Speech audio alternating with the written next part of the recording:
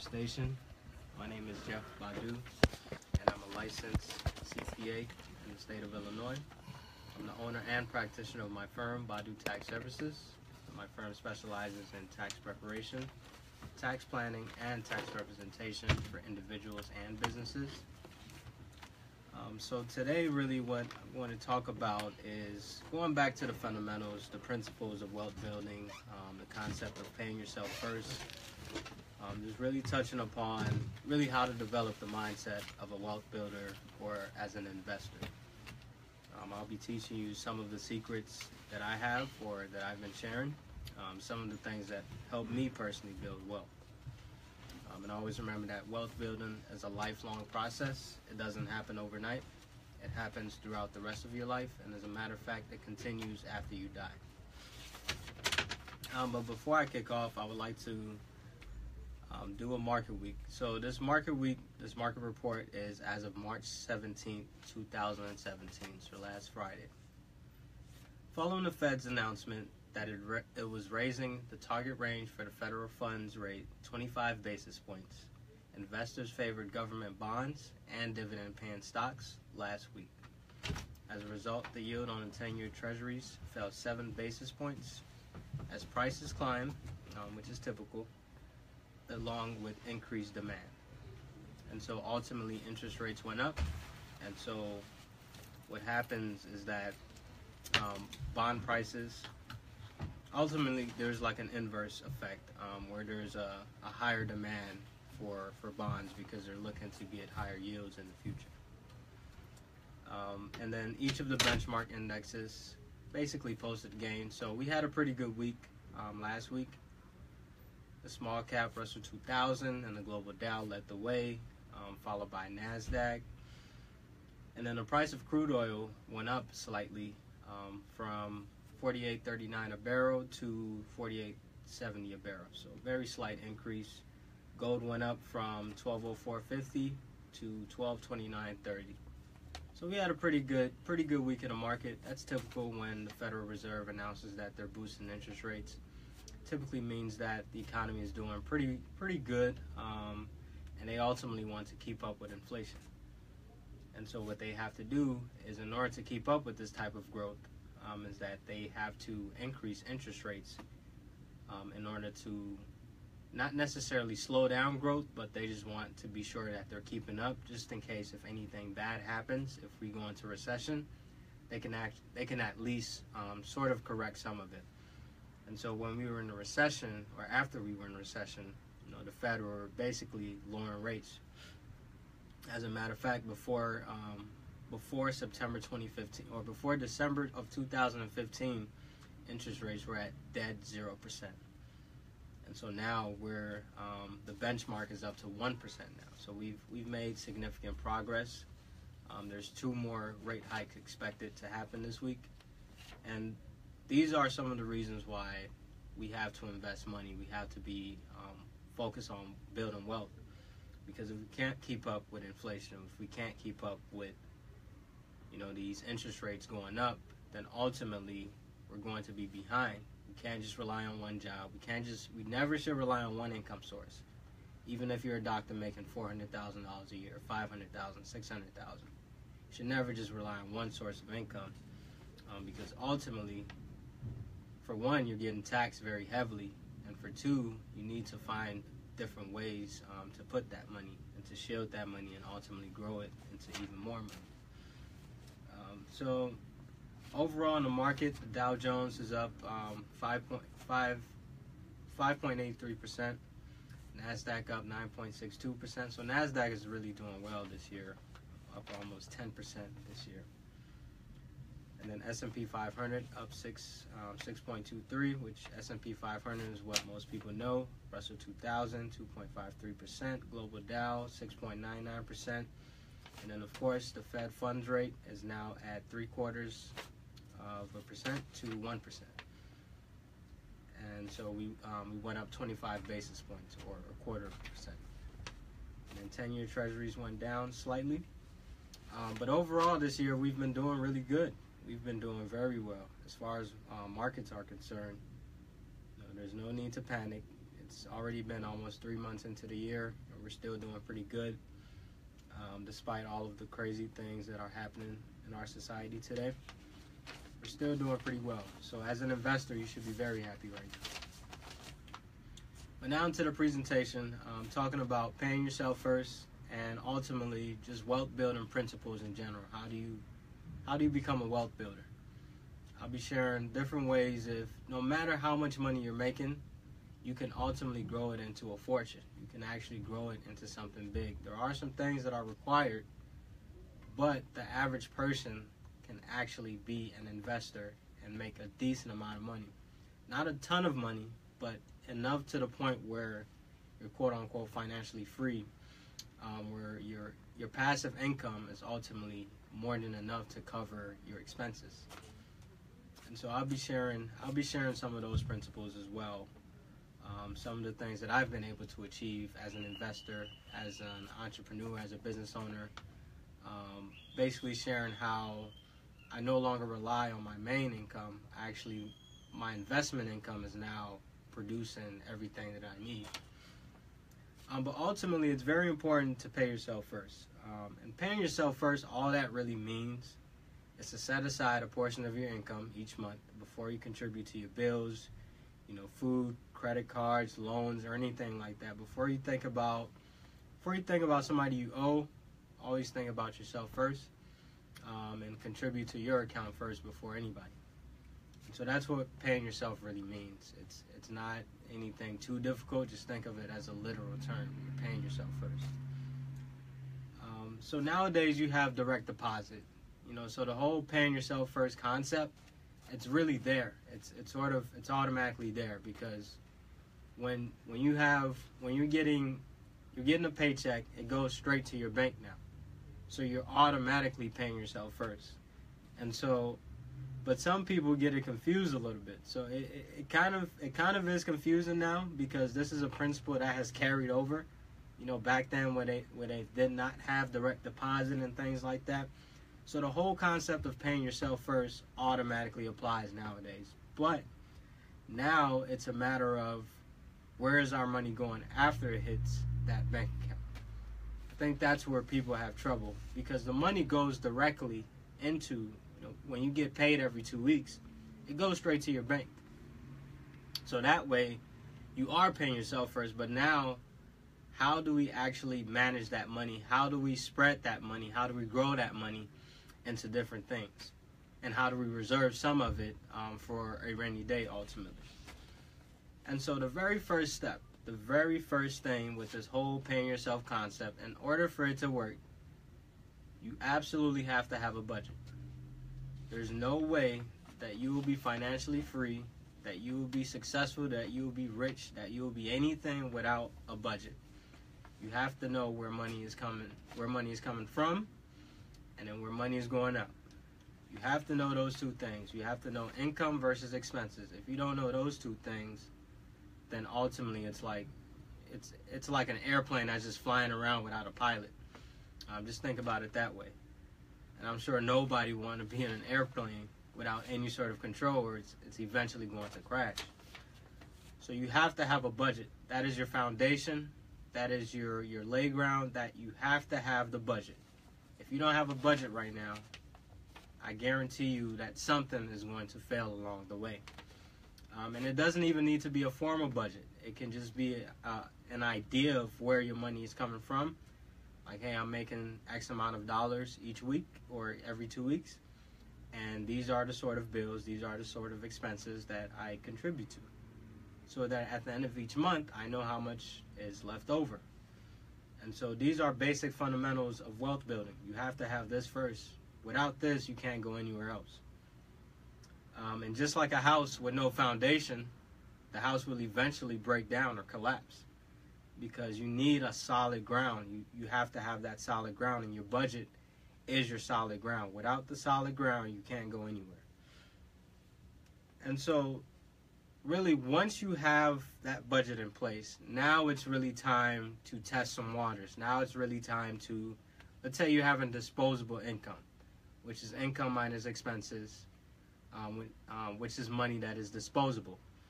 And I always say, disposable income does not have to be disposed of.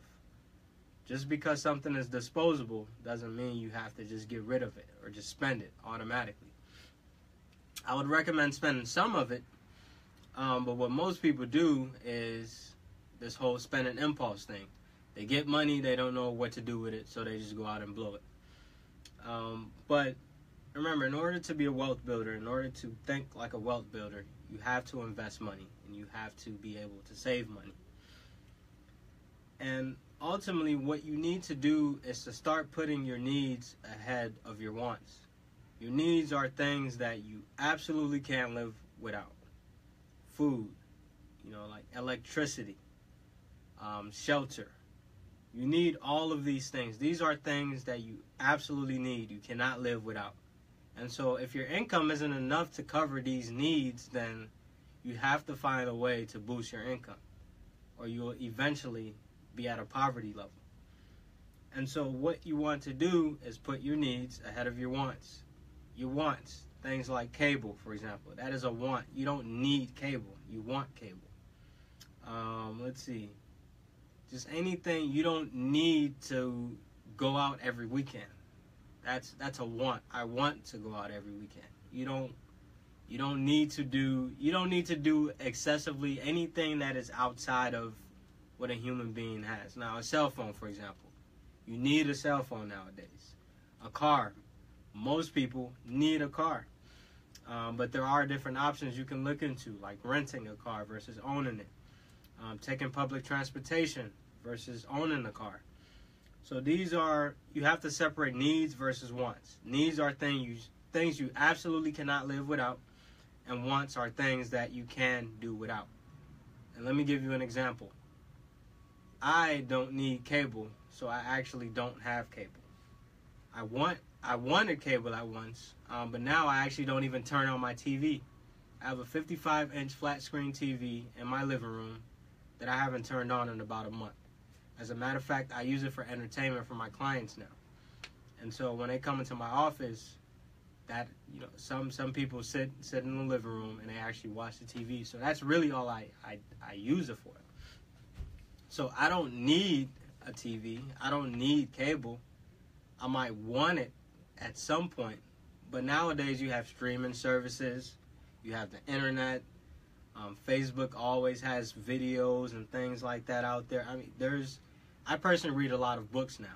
I read a lot. I listen to audiobooks, and so that's what I need. I need those audiobooks. And so now I've sort of redirected my money that would have gone into cable into books now, and at a much lower rate. So let's say, for example, cable is about, let's say, $70 a month. A subscription to books, let's say that's what, $15 a month. That's a nice difference. And guess what? Now I can invest this difference and put that into, let's say, the stock market. Let's say some sort of investment, maybe increase my retirement savings a little bit. And so what I've done is I've created wealth of $55 basically, of that difference, that 70 and then that 15. And so really, when it comes to wealth building, when it comes to budgeting, these are the type of things you have to do. You have to find gaps in your budget. You have to find ways that you don't necessarily want to live. You don't ever want to live beyond below your means, because that's at a poverty level. If you're living below your means, then technically you're not really financially free.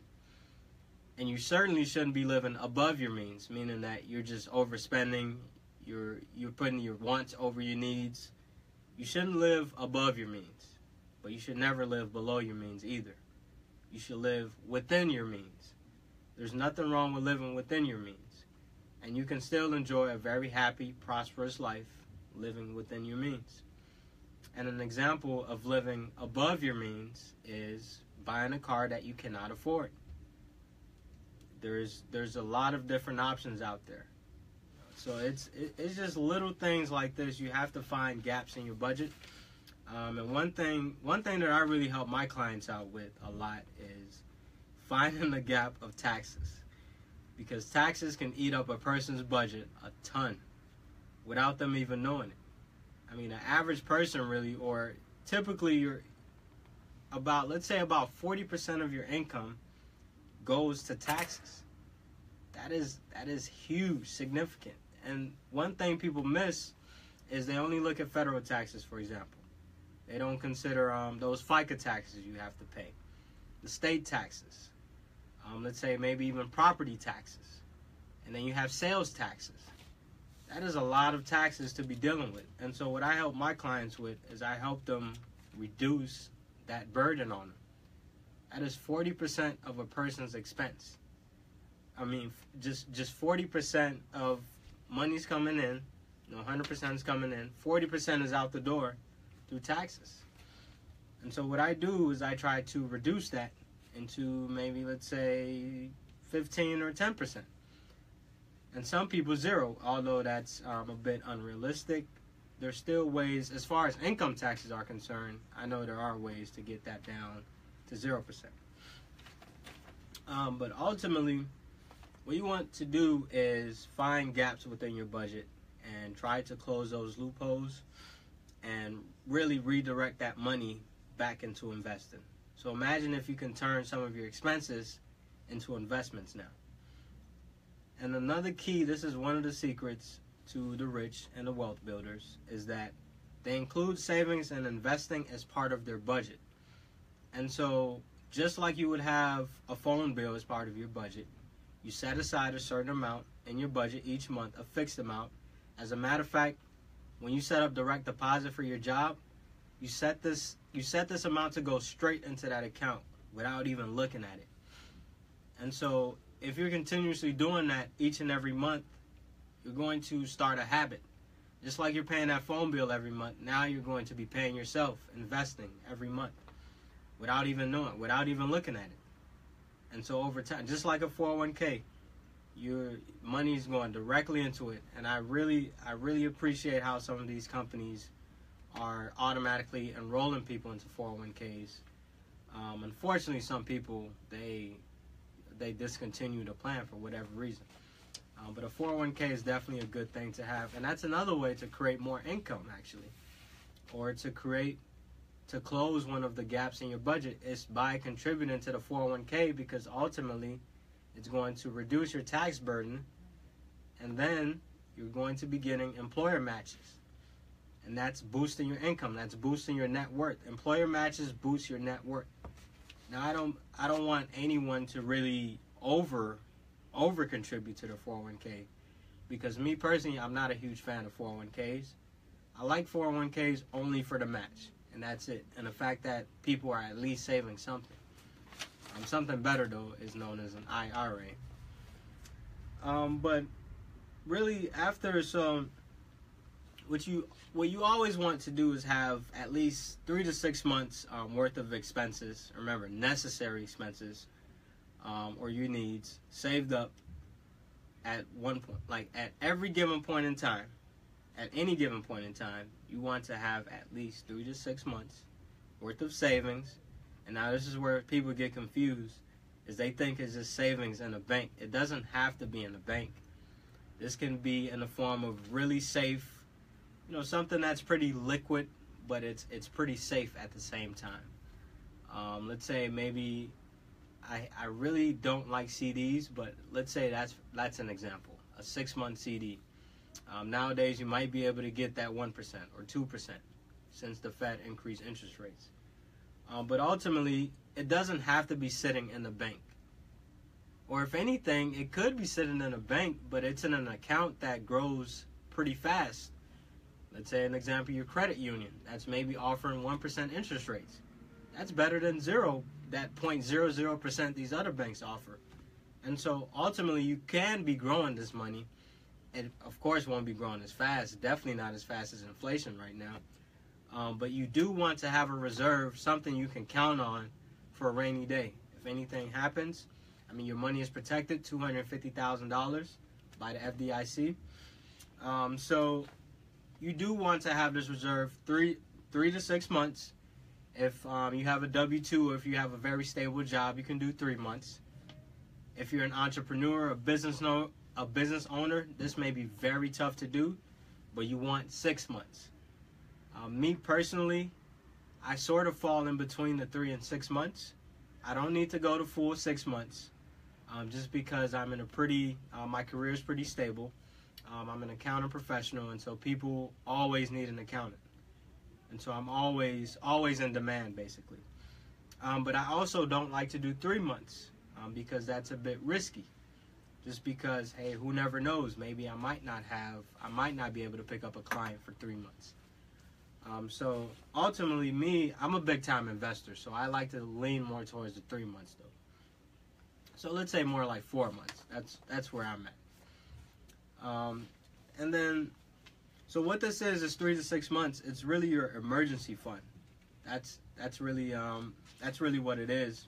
And another thing, if you want, this is not necessary, but what you can do is get a credit card for emergencies. A credit card that has no balance on it, a fairly decent limit, and you only use it for emergencies. Now, you don't want to close that credit card by not using it at all. You might want to, let's say, purchase 1 or 2 things here or there, and then make sure you pay it right back because this is your emergency card. But a credit card that literally has very minimal balance, but a pretty high limit, just in case. You don't want to rely on a credit card ultimately, but hey, who never knows? Anything can happen nowadays. And so what you might want to do is just set aside something that you can at least bank on, if all else fails. And then another thing is maybe you just want to have a high credit limit just in general. That's pretty good to have. Not only is it going to boost your credit score, but it is going to protect you a little bit in the event of a rainy day. And so after you've reached your savings goal, now allocate all of that money, all of that extra, that disposable income into investing. And so remember, now you've included savings as part of your budget, and now you've hit that 3 to 6 month rate or 3 to 6 month goal. So now every dollar after that is pure investing.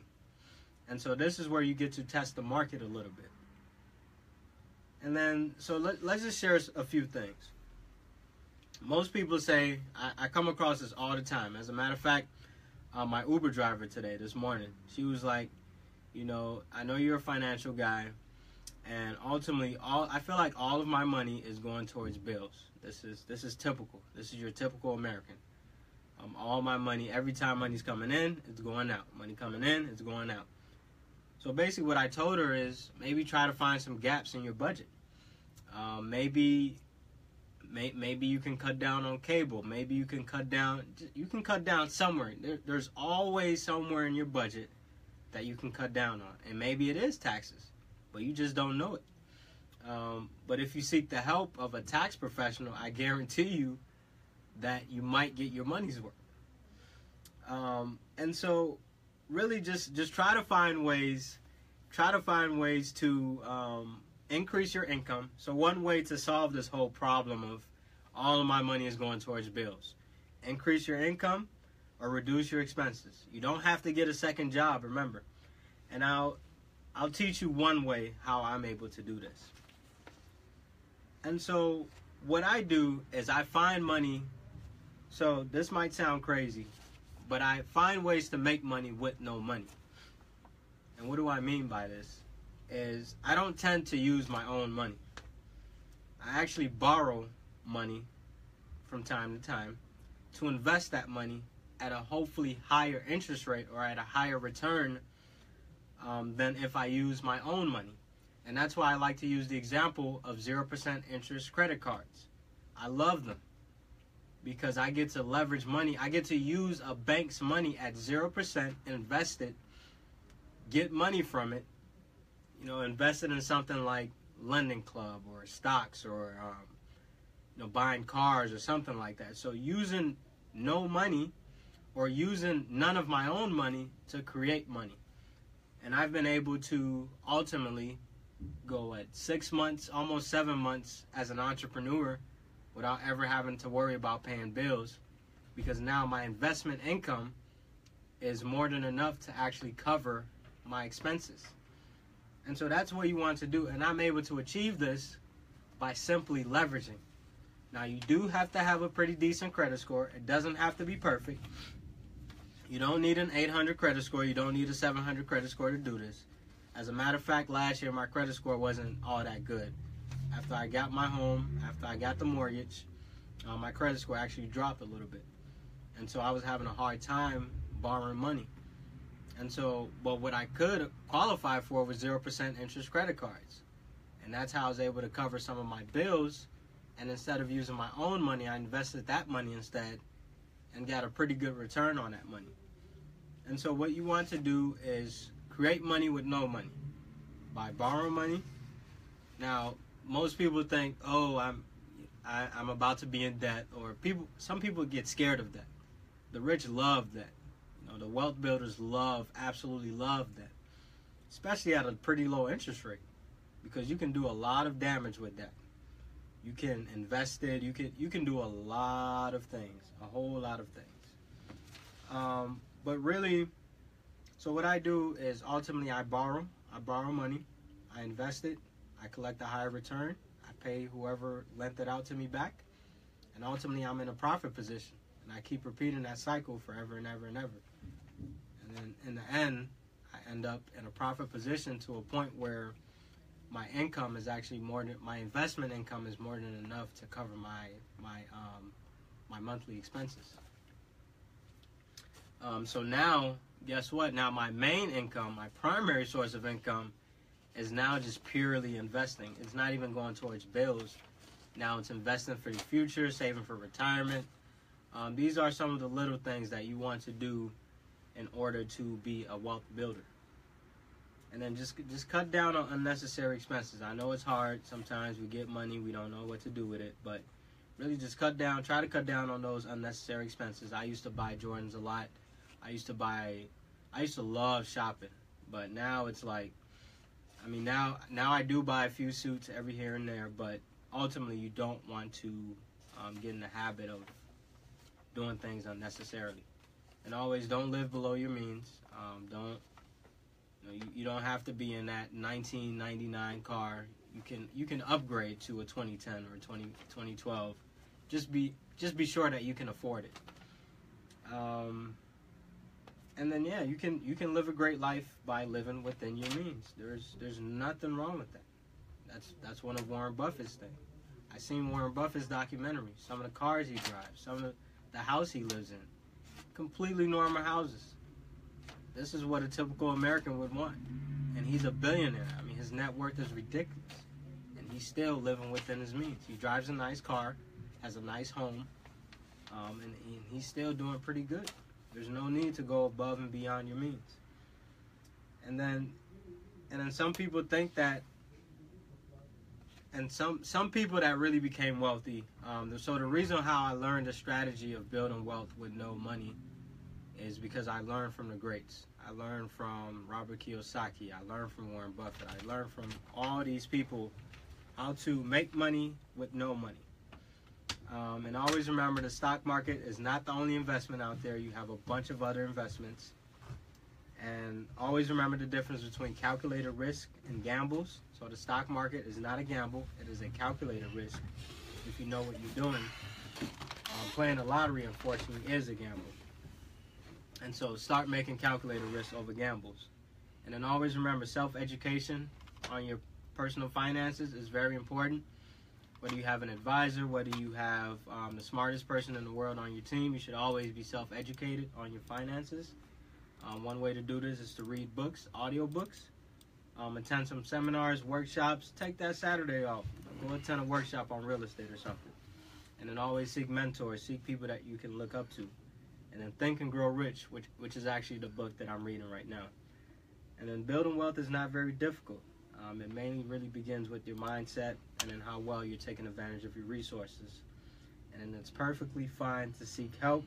You will only be as rich as you yourself see yourself. And you have to make wealth building a priority in order to become rich. Thank you guys for tuning in. You can be your own rich man, your own rich woman. Jeff Bedu, every Thursday, be right here on 98.3 FM. It is your voice, your music, your station. Around here, giving us the tips and the tools to our wealth. Your Mranti, you know, almost one person who said, see a year, and I'm yeah. So American Pie, you get a bigger chunk of it. The American dream. American dream. Yeah, buy pesca, the BI pesca. So you could be a pesca. As your coffee, your pesca.